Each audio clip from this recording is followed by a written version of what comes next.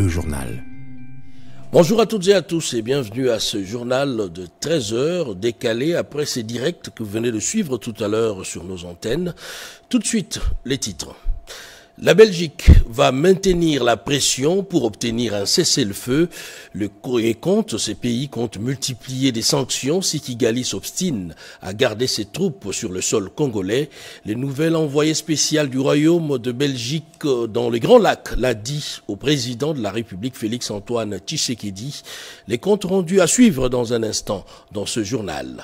Ils ont sémé la terreur dans le Congo central, mais ils ne pouvaient s'imaginer un seul instant se retrouver entre les mains de la police en un claquement de doigts. 114 délinquants appelés Kuluna sont tombés dans le filet de la police.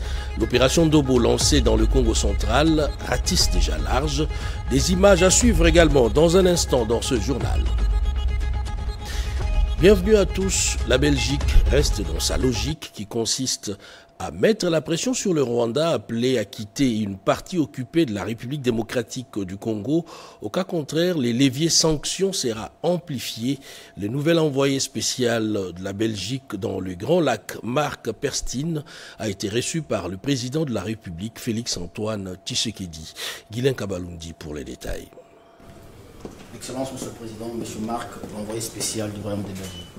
C'est une semaine diplomatique à la Cité de l'Union africaine. 48 heures après la visite de l'envoyé spécial du secrétaire général de l'ONU, le président de la République Félix-Antoine Tshisekedi Tshilombo s'est entretenu ce mercredi 12 mars 2025 avec le nouvel envoyé spécial du Royaume de Belgique pour la région des Grands Lacs.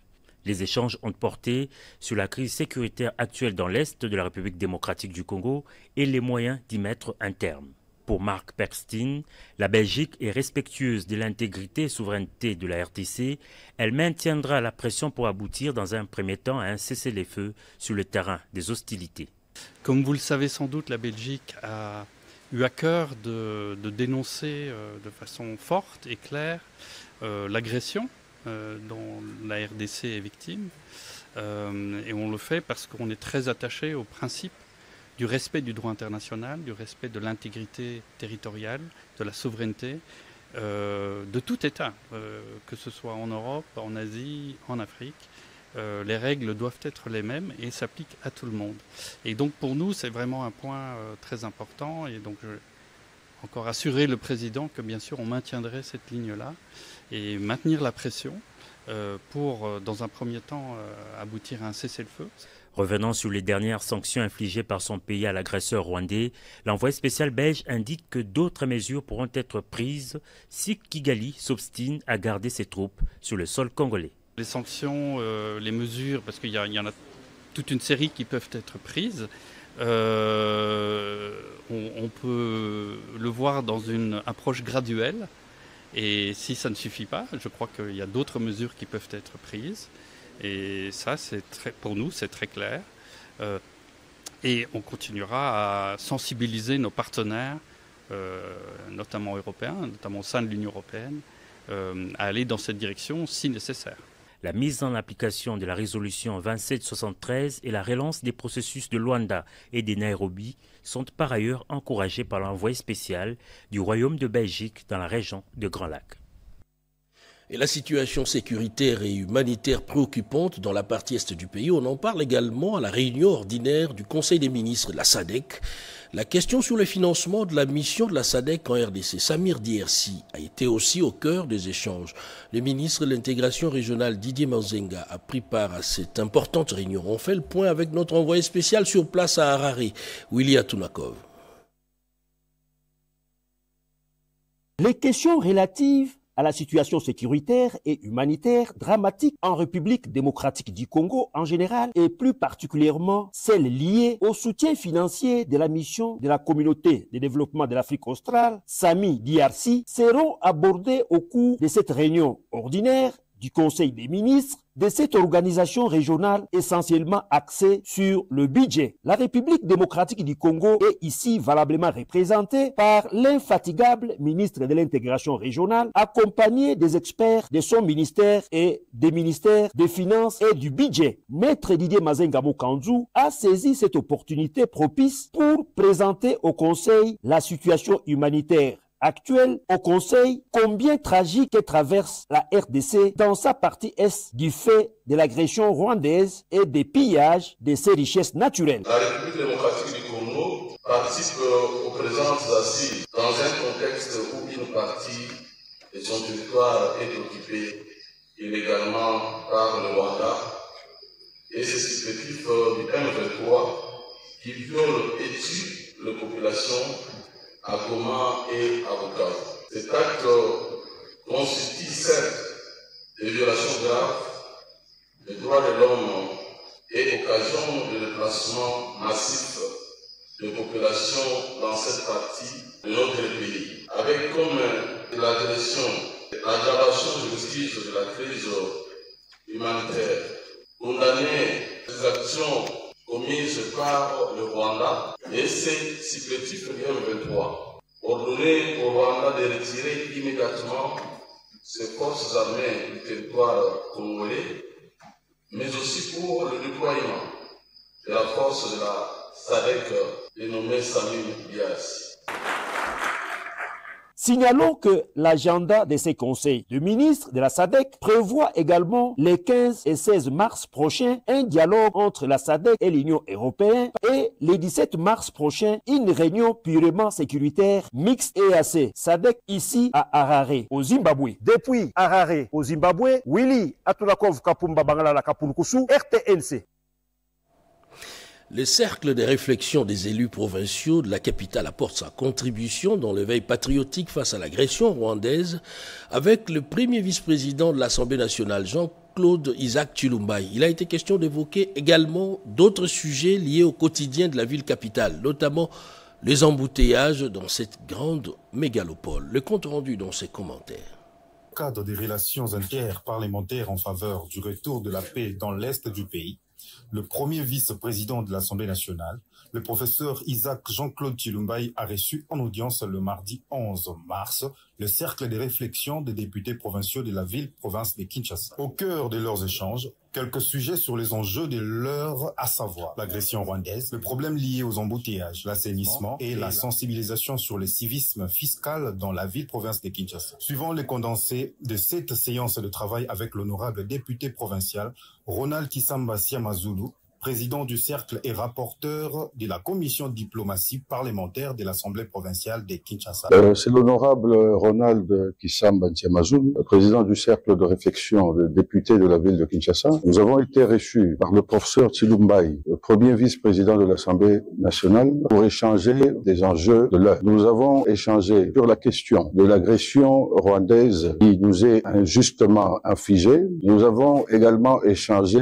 sur les questions liées à l'embouteillage, l'assainissement et la sensibilisation sur le civisme fiscal de la ville de Kinshasa. Nous réservons la primeur du rapport au bureau de l'Assemblée provinciale de Kinshasa. Ici est de retenir qu'à travers cette initiative, le cercle de réflexion des députés provinciaux de la ville de Kinshasa accompagne le chef de l'État, Félix Antoine Tshisekedi Tshilombo, dans la recherche active d'une paix durable dans l'Est du pays.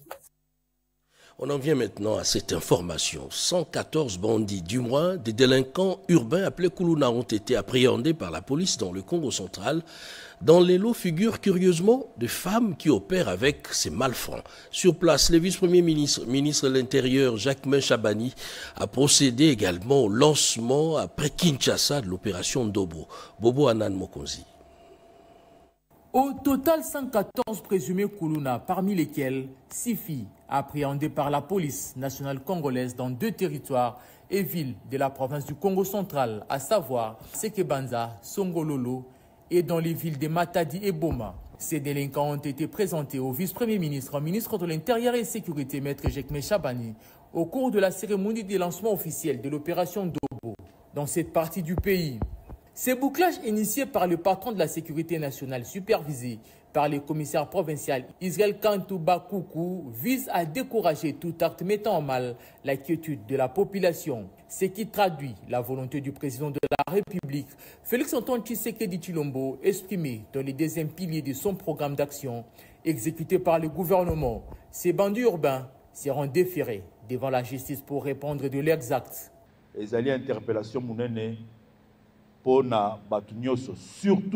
Cette interpellation doit servir de leçon aux autres Koulouna qui continuent de demeurer dans cette barbarie. Sinon, ils auront affaire à la justice.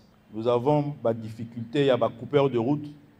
Et aux coupeurs de route d'en tirer les conséquences. Il faut absolument Tosilisa Yango. Après Congo central, cette opération va se poursuivre dans différentes villes et provinces de la RDC et sera appuyée par la mise en place des comités provinciaux et locaux de sécurité pour la gestion et la gouvernance sécuritaire à partir de la base. Rombo Kalombo, accueilli en triomphe, vous allez le voir sur ces images. Ces députés nationaux en tenue de guerre pour sensibiliser sa base des Demba dans le Kasaï central. Cet élu du peuple a appelé la population sur place au soutien de forces armées de la République démocratique du Congo. Eric Kabamba. C'est un séjour de mobilisation générale contre l'agression rwandaise par le député national Rombo Kalombo Wachinkeke dans sa base naturelle de Demba, dans le Kasaï central. À chaque étape de sa tournée de sensibilisation de la population, Rombo Kalombo a appelé ses siens à soutenir sans faille le chef de l'État et commandant suprême Félix-Antoine Tshisekedi Tshilombo pendant cette période d'agression rwandaise. De secteur à secteur, village à village, cet élu du parti présidentiel UDPS a martelé sur l'inconvénient de la barbarie rwandaise dans la partie est du pays, entraînant la tuerie des millions de personnes depuis maintenant plusieurs années. Le nombre de déplacés n'est pas à compter dans un seul but d'épier les richesses congolaises. À travers de manifestations populaires dans tout le coin de son territoire, ce député national a exhorté sa base à se tenir debout pour mettre un terme à ces atrocités qui ont enduré au pays de Patrice Emery Lumumba. La mobilisation générale pour un enrôlement massif des jeunes au sein de l'armée et la police nationale congolaise a constitué le dernier rempart des vacances parlementaires du député national Rombo Kalombo dans son fief électoral.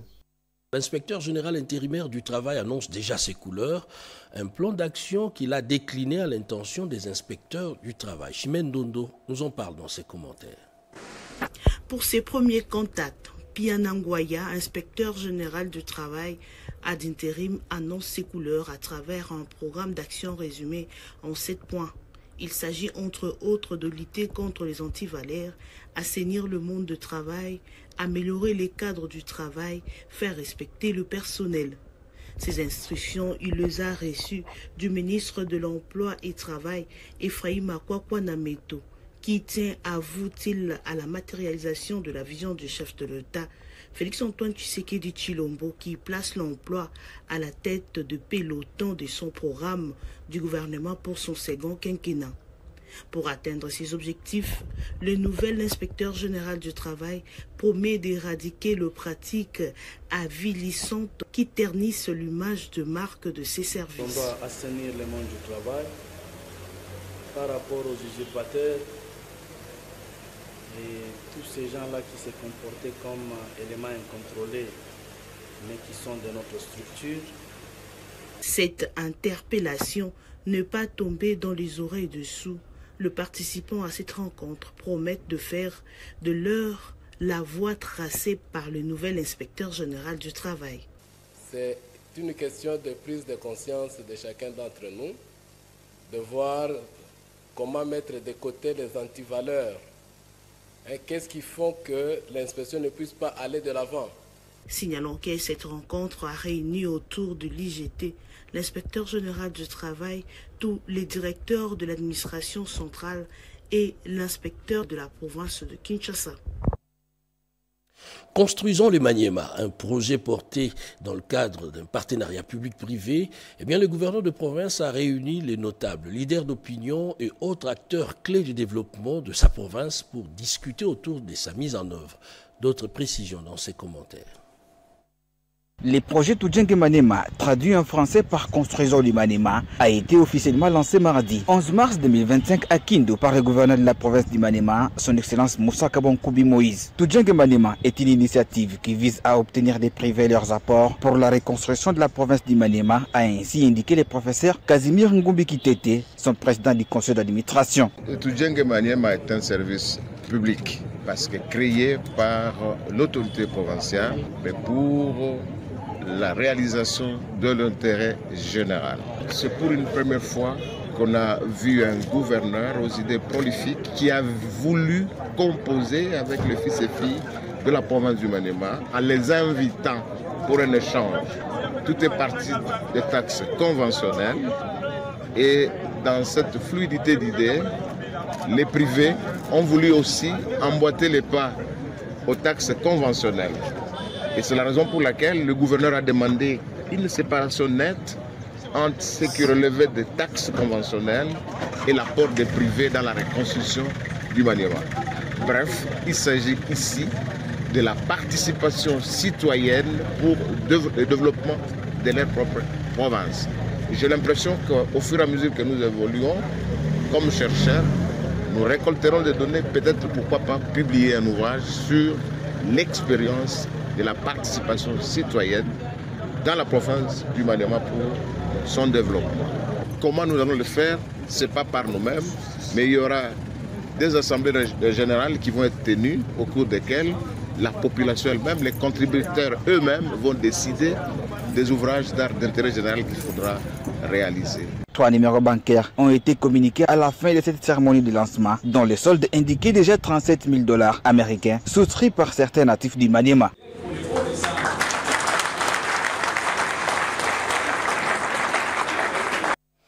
Autre projet, cette fois dans le Lualaba. Il concerne l'asphaltage des avenues de la commune de Fungourme. Images et commentaires.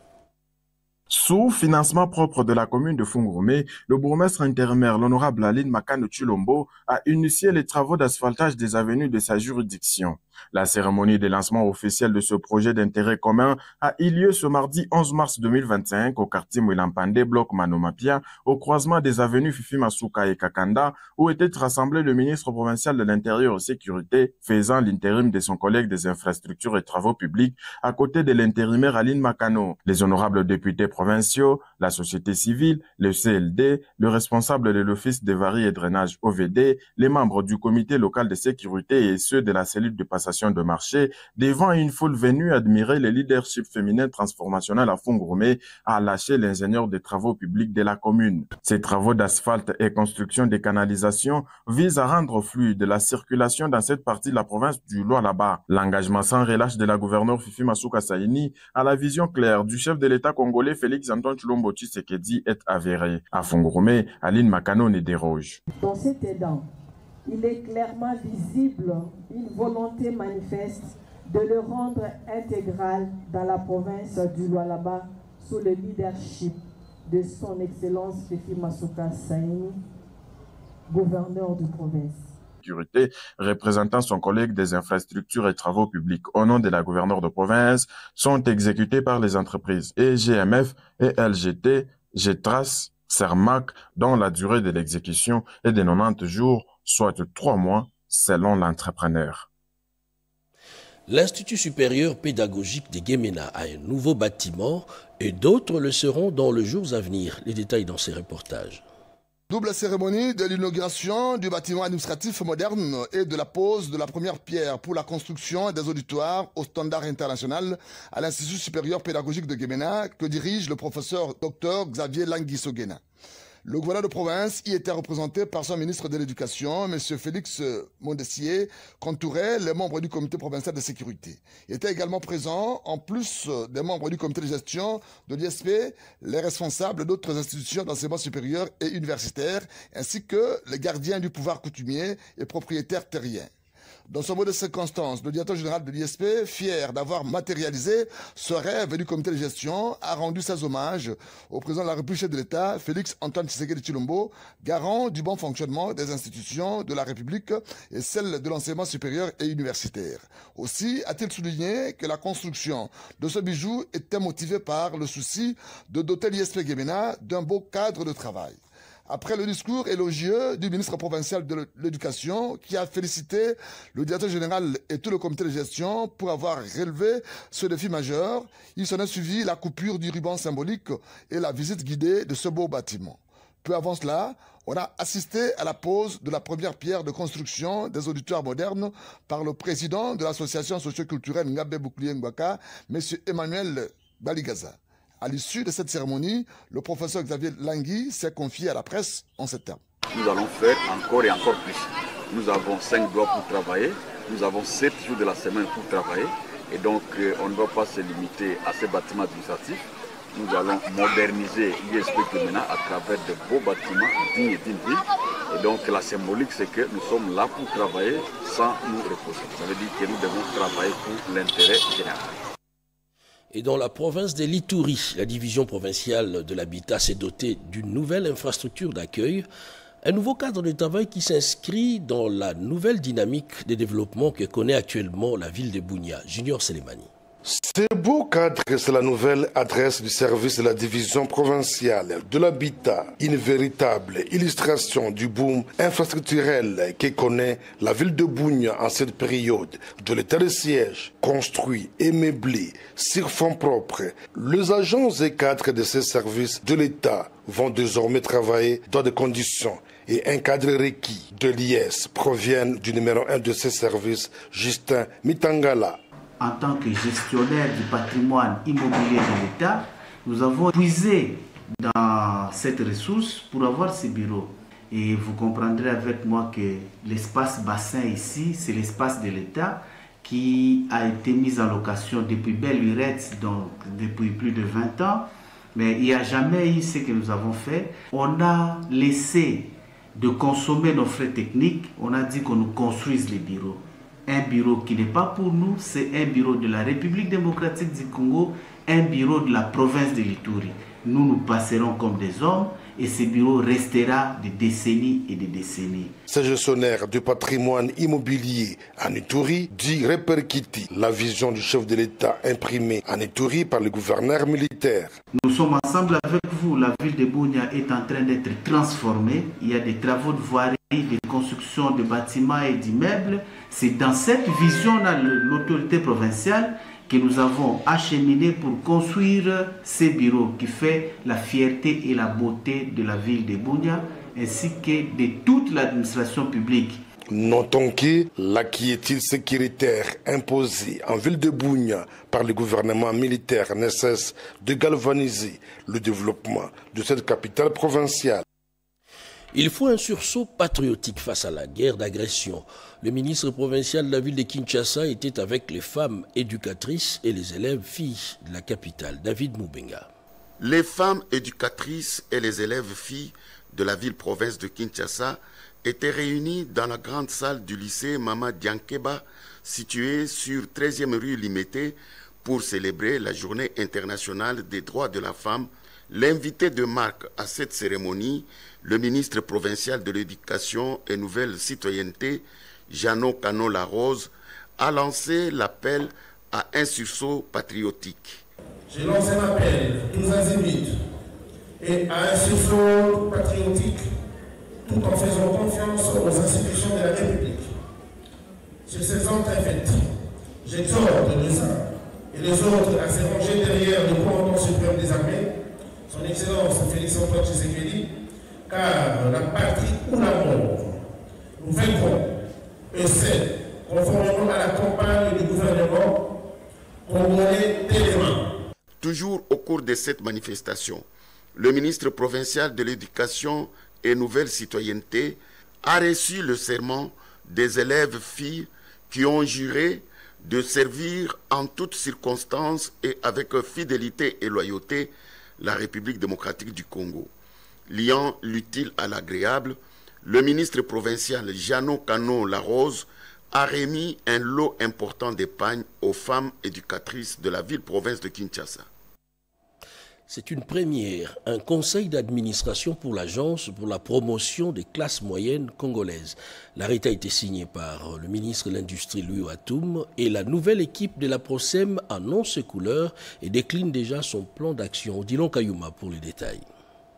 Depuis sa création le 2 août 2021, l'Agence pour la promotion des classes moyennes congolaises APROCEM a toujours existé, sans conseil d'administration. Dans les soucis de garantir le fonctionnement régulier de cet établissement public, le ministre de l'Industrie, Louis Kabamba Watoum, conformément aux textes légaux, a signé un arrêté. Arrêté portant désignation des membres du conseil d'administration à titre intérimaire, et bien sûr en attendant la nomination du chef de l'État. Il s'agit de Gisèle Kayembe-Mboui, présidente du conseil d'administration, Pascal Tchelo, directeur général, et 3 administrateurs, à savoir Bissimois Benjamin, Suzanne Toumba, Edisonama, Michel. La présidente du tout nouveau conseil d'administration s'est dit déterminée à travailler dur pour le développement de la RDC.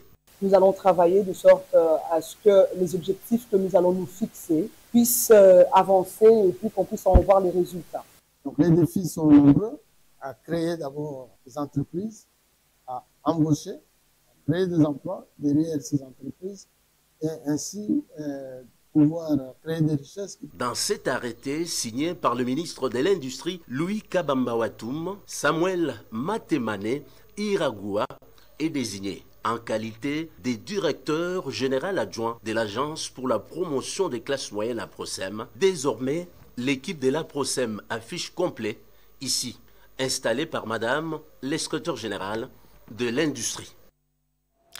C'est la fin de ce journal sur la RTNC. Merci de l'avoir suivi. Les prochains rendez-vous, c'est à 19h. Merci à l'équipe qui a participé à sa réalisation. À la régie d'antenne, Jado Kapaï, à la réalisation, Patrick Bapuila, à la rédaction, Nana Manzezebo, au montage, Jires Tofunje, à l'édition Guy Matundu, Chimène Dondo, et à la coordination Jacques Kabwaba, et à la supervision éditoriale Suzy Ngoy, la prise de son Ernest Bolikoko.